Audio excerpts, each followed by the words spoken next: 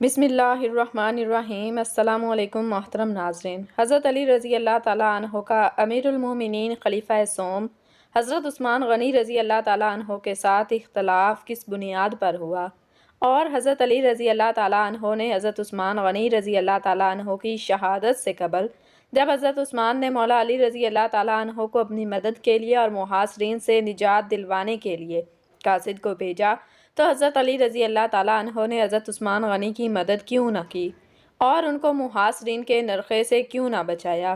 اور جب حضرت علی رضی اللہ تعالیٰ عنہ کو سیدنا عثمان کی مظلومانہ شہادت کی خبر دی گئی اور حضرت زبیر بن عوام نے حضرت علی کو سیدنا عثمان کا جنازہ پڑھانے کے لیے کہا تو حضرت علی رضی اللہ تعالیٰ عنہ نے کیا ارشاد فرمایا اور ان کا جنازہ کیوں نہ پڑھایا؟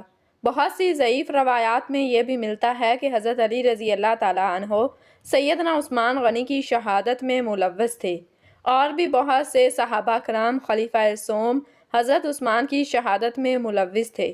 اس کے بارے میں تاریخی حقائق کیا کہتے ہیں؟ ایک دفعہ نبی کریم صلی اللہ علیہ وسلم اپنے گھر میں تشریف فرما تھے کہ حضرت ابو بکر صدیق تشریف لائے۔ انہوں نے در اقدس پر دستک دی تو نبی کریم صلی اللہ علیہ وسلم کے پاس حضرت علی رضی اللہ تعالیٰ عنہ موجود تھے۔ نبی کریم صلی اللہ علیہ وسلم نے ارشاد فرمایا، اے علی، دروازے پر جو بھی ہے اسے جنت کی بشارت ہے۔ حضرت ابو بکر صدیق رضی اللہ تعالیٰ عنہ اندر تشریف لے آئے۔ اس کے بعد حضرت عمر فاروق رضی اللہ تعالیٰ عنہ تشریف لائے تو نبی کریم صلی اللہ علیہ وسلم نے ارشاد فرمایا، اب جو دروازے پر ہے اس کو بھی جنت کی بشارت ہے۔ اس کے بعد حضرت عثمان غنی رضی اللہ تعالیٰ عنہ تشریف لائے۔ انہوں نے بھی آ کر اجازت چاہی۔ نبی کریم صلی اللہ علیہ وآلہ وسلم نے ارشاد فرمایا کہ اب جو بھی دروازے پر ہے اس کو بھی جنت کی بشارت ہے، لیکن تکالیف، آزمائشوں اور فتنوں کے ساتھ۔ محترم ساتھیوں، اس حدیث سے واضح ہے کہ نبی کریم صلی اللہ علیہ وسلم نے سیدنا عثمان غنی کو پہلے ہی ان فتنوں اور تکالیف سے آگاہ کر دیا تھا جو ان کی خلافت کے دوران ان کے ساتھ پیش آئیں گی۔ حضرت عثمان غنی رضی اللہ تعالیٰ عنہ کی کچھ پالیسیوں کی وجہ سے بہت سے صحابہ کرام ان کی خلافت سے ناراض تھے، جن میں ابو بکر صدیق رضی اللہ تعالیٰ عنہ کے صاحبزادے محمد بن ابی بکر بھی شامل تھے۔ عثمان غنی رضی اللہ تعالیٰ عنہ کی نرم طبیعت کی وجہ سے ان کا سیاسی طور پر اسلامی سلطنت پر کنٹرول کمزور تھا۔ اس کے علاوہ ان سے کچھ اتحادی غلطیاں ہوئیں جن کی وجہ سے حالات اس قدر خراب ہو گئے کہ بات ان کی شہادت تک جا پہنچی۔ نبی کریم صلی اللہ علیہ وسلم نے ارشاد فرمایا تھا کہ میری امت اور فتنوں کے درمیان دروازہ عمر ہے، یعنی عمر کی شہادت کے فوراً بعد میری امت فتنوں اور آزمائشوں میں گر جائے گی، اور وہی ہوا۔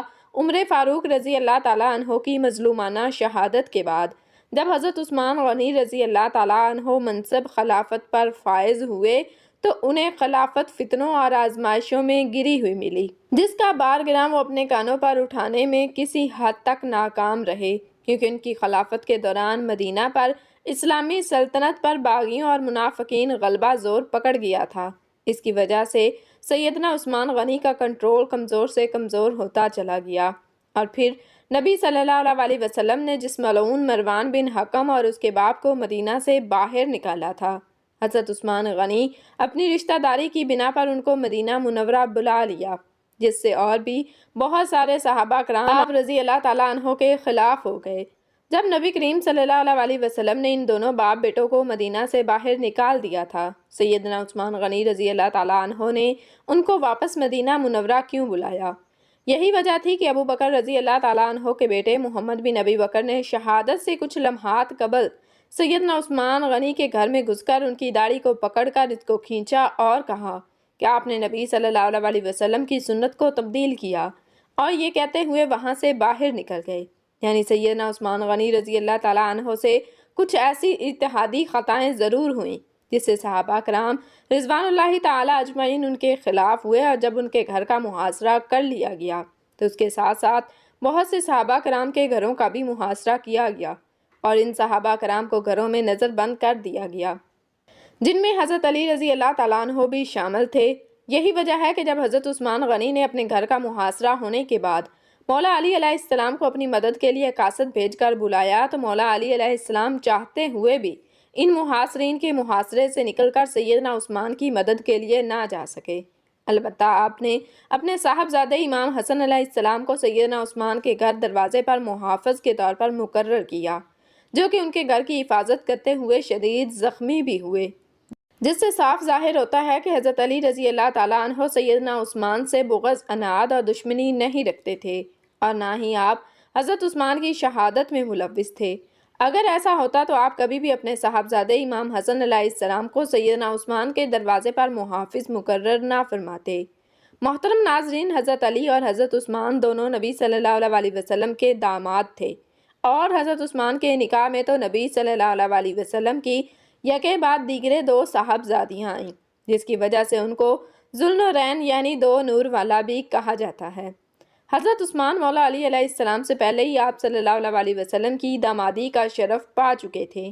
آپ صلی اللہ علیہ وسلم کو اپنی سب سے چھوٹی بیٹی سیدہ فاطمہ الزہرا رضی اللہ تعالیٰ عنہ کے لیے مناسب رشتہ کی تلاش تھی۔ حضرت ابوبکر رضی اللہ تعالیٰ عنہ اور عمر رضی اللہ تعالیٰ عنہما سمجھتے تھے کہ پیغمبر کی دامادی کے لیے علی سے بہتر کوئی رشتہ نہیں، لہٰذا حضرات شیخین نے حضرت علی رضی اللہ تعالیٰ عنہ کو حضور صلی اللہ علیہ وسلم سے رشتے کے متعلق بات کرنے پر آمادہ کیا۔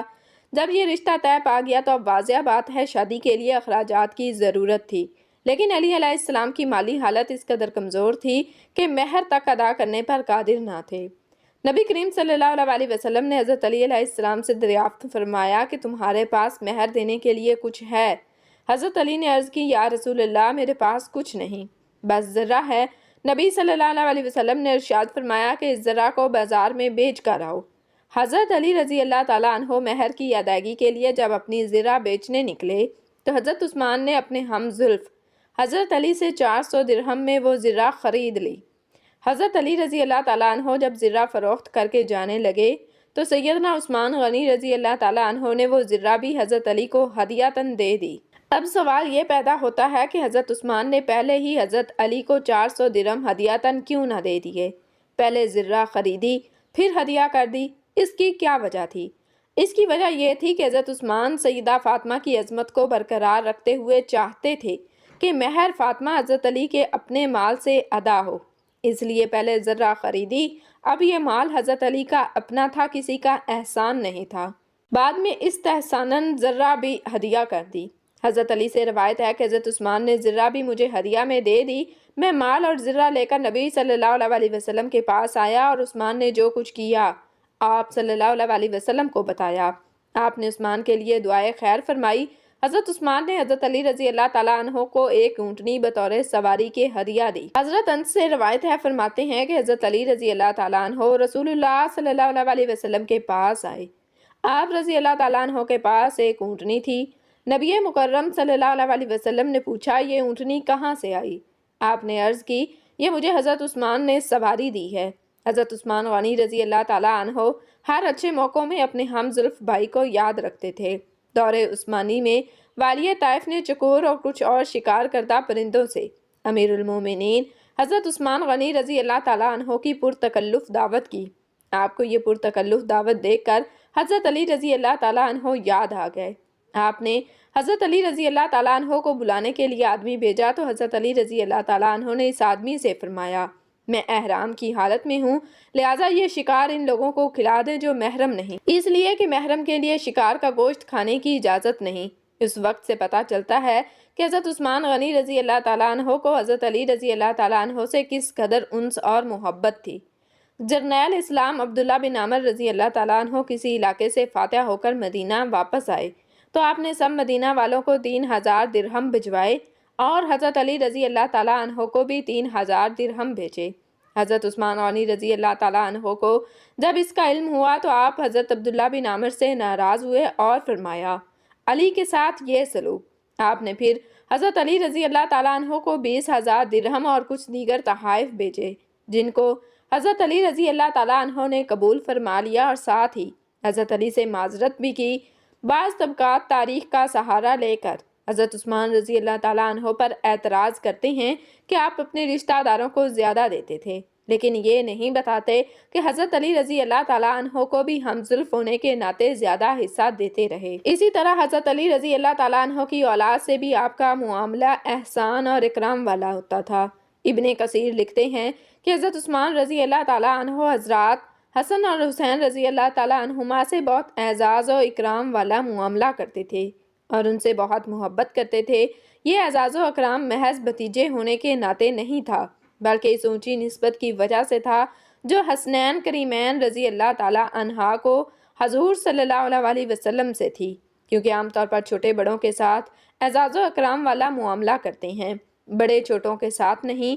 اسی طرح آپ رضی اللہ تعالیٰ عنہ اپنے عہد سعادت میں ہاشمیوں کی خاندانی نسبت کا خیال رکھتے ہوئے انہیں بھی مختلف اوقات میں تحائف دیتے رہتے تھے۔ جب سیدنا عثمان غنی کو شہید کر دیا گیا تو اس وقت ان کے قتل چشم دید گواہ سیدنا عثمان کی اہلیہ نائلہ تھیں، جس سے قاتلین کے نام کے بارے میں دریافت کیا گیا تو انہوں نے صرف محمد بن ابی بکر رضی اللہ تعالیٰ عنہ کے نام کی تصدیق کی کہ وہ شہادت سے کچھ لمحات قبل سیدنا عثمان کے پاس موجود تھے، لیکن شہید کرنے والے افراد نے وہ شامل نہ تھے، بلکہ شہید کرنے والے 3 افراد اور تھے جن کو وہ جانتی نہ تھیں۔